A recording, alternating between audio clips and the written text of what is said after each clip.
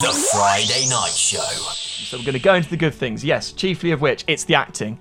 The acting is its strongest point by far. Riz Ahmed is every bit the actor that I hoped he would be. I've seen him to be before, and I hope he will be going forward. Yes, Sound of Metal. So it's coming out on Prime, 12th of April, as I say. It will be going into select cinemas in the UK when the cinemas reopen, which I believe is from the 17th of May. 17th of May, when we record this, is what we know.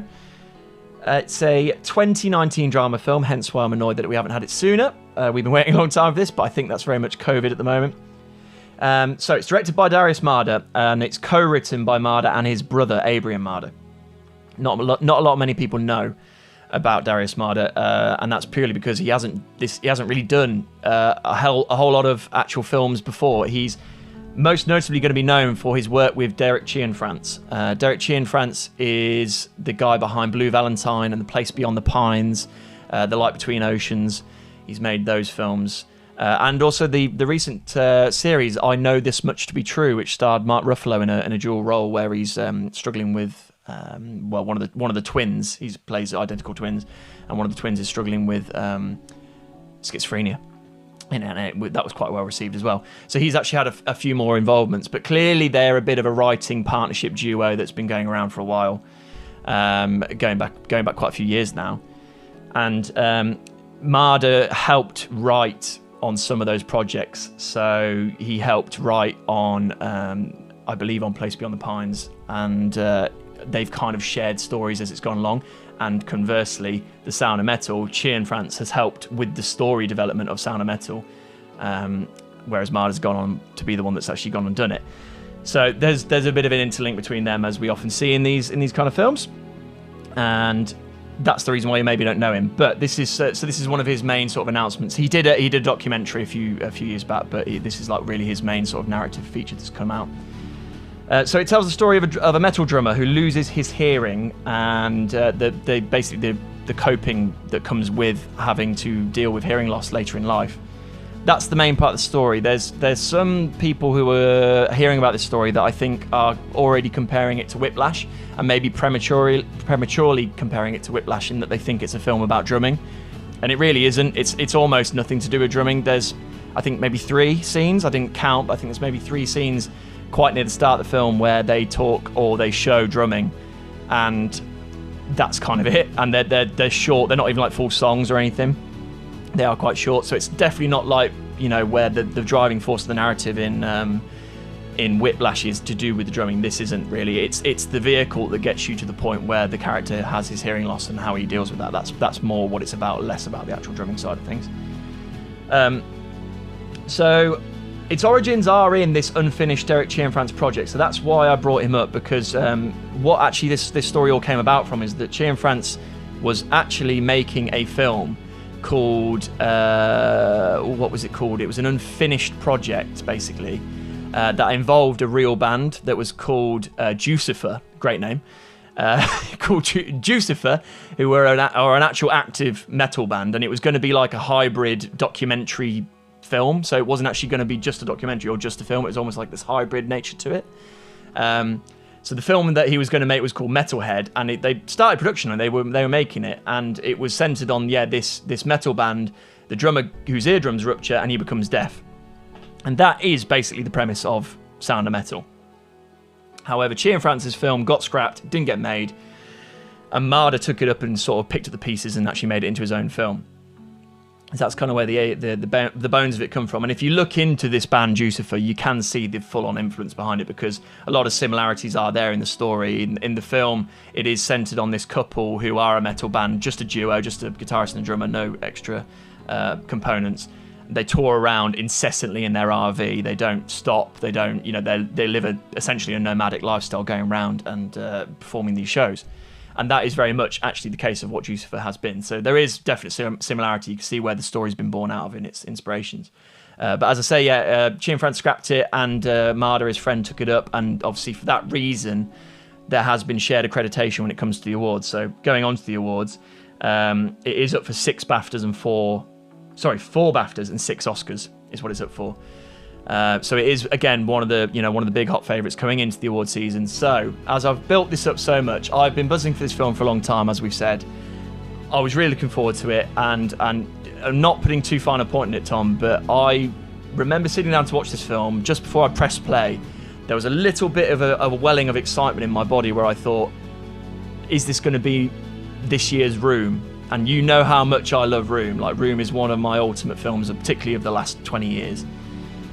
So that's what I was going in with, which isn't the fault of the film, maybe, to go in with such expectation. That's on me. I shouldn't have maybe built it that much. And obviously, you can maybe see where this is going. Did it live up to my hype that I was giving it myself? And ultimately, the answer is going to be no. It did not. And it pains me and saddens me to say, because there are a lot of good things to say about this film. So we're going to go into the good things. Yes, chiefly of which, it's the acting. The acting is its strongest point by far. Riz Ahmed is every bit the actor that I hoped he would be. I've seen him to be before, and I hope he will be going forward, as I've said to you in previous podcasts. Cook is brilliant in the bit that she does. She's actually not in it a lot, which is why I don't think she gets any of the nods in terms of acting, but she's brilliant for the bit that she's in. The other nod that has been given, as I've said, in both BAFTA and Oscar, is Paul Raci in the supporting actor role. And he has one absolutely heartbreaking scene just before the final act, I'd say, commences, which is absolutely brilliant. It's that absolute stoic man thing that we all know, going through something that is very affecting to you, and they will paste over their face and try and not let any emotion through, and they'll be trying to just engage in what they know they need to talk about, because it's something that's very important and very serious they have to talk about, so they're trying to get through the conversation. However, behind the still, impassive, stoic face, in the eyes, and behind that fervour, you can tell that the person is broken up inside. And Paul Raci does that in a way that I haven't seen very often, and it's absolutely brilliant, and he's absolutely worthy of his supporting actor nod. I would say he will get it if it wasn't for the fact that, as we've already mentioned a few times, Kaluuya is in that category, and I'm almost sure that he's going to get it this year. But he's absolutely brilliant. He's the son of two deaf parents, but he can hear. But because he was born into two deaf parents as a family, he knew sign language growing up. So he's very. When I was watching it, I didn't know that, so I was like, God, he looks like it's completely natural. Well, it's because it is. But that's not the good part of his acting. The good part of his acting is outside of that. So yeah, the acting is by far its strongest point, and I would say that that's what makes it worth viewing more than anything. It's watching that. Riz Ahmed, haven't even touched on him, but yeah, he's got the feature of being able to act behind his eyes. He's got big eyes anyway, and they tell you a lot. And I think Ahmed is in a class of his own in this film. And you will enjoy watching just him, and the way that he deals with the illness that he's suddenly finding himself have to adjust to, and the mental way of dealing with the fact that you have to view it as not an illness, not a disability when you've lived all your life with it. You have to view it as just that is what you are now, is absolutely flawless. So the representation of the deaf community is the other positive, I'd say. It's done without romanticising it. It's not looking at it from rose-tinted glasses or trying to make it more of a romantic standpoint. It's used as a construct to further Riz Ahmed's character, who's called Ruben. Ruben has to go through a lot of stages because, aside from losing his hearing, he is a recovering drug addict, and it's how would someone deal with this when they already have an addictive personality, when they are essentially then addicted to their music, they're addicted to these other things that get them through life, and having that taken away from you, how do you deal with it? And they have a beautiful cast that has been able to be brought together to show the deaf community in a positive light. So the emotional reaction of dealing with hearing loss combined with these elements, I think, is what makes it a very nice film in that regard. But of course, as I'm sure you can see where it's going, there are problems with this film that did affect it for me. One of the main things is just that I wanted it to draw me in a little bit more. It didn't draw me in enough. I think that's partly, in fact, due to the music side of things. As I say, the music isn't actually huge in the film. There's a couple of scenes of the music at the start. But as I say, it's not Whiplash. And for me, I think that maybe diminished it a bit, just slightly, purely because even in the poster that advertises it, it says music was his life, and now he's born into a new one, or something to that effect. And I was like, well, yeah, but you didn't actually show us it that much, I guess. It didn't feel as huge. I mean, yeah, the RV's full of recording equipment. There's a large mixing desk in there. Obviously, all their instruments are in there. And yeah, we see him perform a few times, but it didn't feel quite like that. It felt more of a drug addiction story than it did a music story, I suppose, and conquering the fact that it parallels, if you're trying to give up drugs, to having to give up your hearing and the actual absoluteness of that.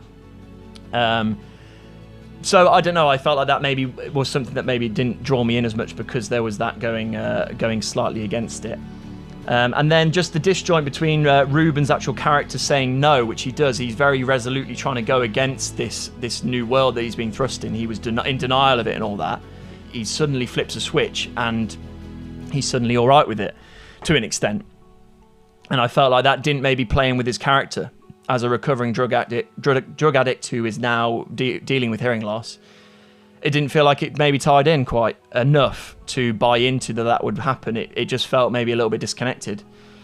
And then finally towards the end, there are slight contrivances that I felt like towards the final act delved into melodrama a little bit, into, are we just reaching a point where we want to make a point, whereas it's not maybe a point that you'd actually see these characters going in. They are minor grievances to an extent, but they all add up to a bigger point. And the bigger point is that, I wanted to like it, and I did, but I also wanted to love it. And I wouldn't say that I did. And for me, that is what makes it a little bit of a letdown in my overhyped mind. I will admit I was expecting a 5-star film. There's one thing that it does do both well and not so well, and that is the sound design. The sound design is absolutely class, and as I think I pointed out as well in the nominations, it's up for best sound in both of them. And the reason why it does it really well is because it absolutely brings you into the mindset of a person who is struggling with hearing loss. You get that absolutely down to a T, what they are going through, particularly someone who is new to it and is having to deal with that. They try their very best as a sound design to bring you into the mindset of that person and flipping between the person who can hear and the person who can't hear. And that, for me, I think was done really, really well. And I think that obviously added to its narrative story. But the reason why it didn't do it so well is because because there have been people who have come out, particularly people from the deaf community, who have said that there is a treatment that Ruben goes through, which is designed to basically enable people who can't hear to hear, and they essentially have come out to say it's not quite accurate because it's a system that you will improve the more you use it. So you keep using it and you keep making it better. So I wanted to say that regarding the sound design. I think it will win its best sound design category, and I think it's deserved because, as you will see, it's very well done in bringing you into that world. But it isn't without its faults. So yeah. As I say, I wanted to love it. I didn't. But I did want to like it, and I did like it. I liked it quite a lot, I would say. So, for that reason, it gets me a 3.5 star. It's not mind-blowing, but it is better than average, and particularly for the acting alone, I think is phenomenal. So 3.5 stars for Sound of Metal. Okay, interesting. I wasn't expecting that, actually. I was expecting you to come in and say 5 star, absolutely excellent, wonderful, thank you. But yeah, wow, okay, 3.5. I'm still going to watch it because I assume they do stuff with the sound effects to make it sound like you're losing your hearing at the time that maybe he is, and all that sort of stuff. And I think that will be interesting to sort of feel that throughout the film. So yeah, that'll be quite cool, I think, if that's how they do it. I'm guessing that's how they do it. But there's a beautiful moment as well where he learns, how when you are deaf you can actually still experience sound, but you experience it in a different way. You experience it through vibration, because essentially that's all sound is. Sound is vibration carried through the air or carried through whatever it is that it's actually being played on. So people end up learning it through feeling objects and feeling the vibration. So he teaches a class drums, and they obviously feel it through the vibration by holding the drum and feeling that vibration, and that's really well done. That's one of the really nice points about it. So yeah, it's worth seeing for those kind of things alone, and hopefully what I'll have done is I'll have lowered your expectations so you actually might enjoy it a little bit more. But yeah, unfortunately, I didn't come in going it's 5-star, which is what I was expecting. Okay, excellent. Well, yeah, I'll give that a watch, and I'll keep you posted when it comes out, of course, because we all don't have friends in the industry that can get us the films to watch before everyone else. But I could probably send them across to you if you wanted to, but as you know, you're on the Friday night show, so you're on the team. Well, that's true. That is true. The Friday Night Show with Directorial and Ives.